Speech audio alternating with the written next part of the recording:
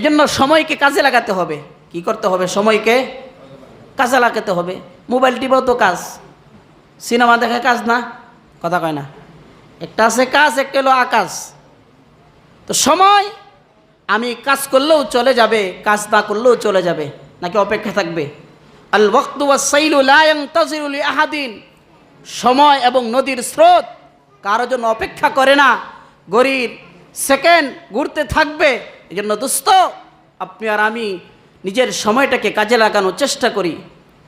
আল্লাহ তাআলা সূরাতুল আসরের কসম খেয়েছেন। আসরের আরেকটা অর্থ হলো নিংরানু।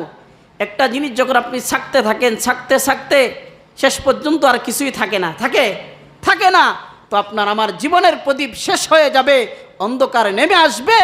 এই জন্য নেমে আসার আগেই আমি যেন ভালো হয়ে যাই। আল্লাহর হাবিব সাল্লাল্লাহু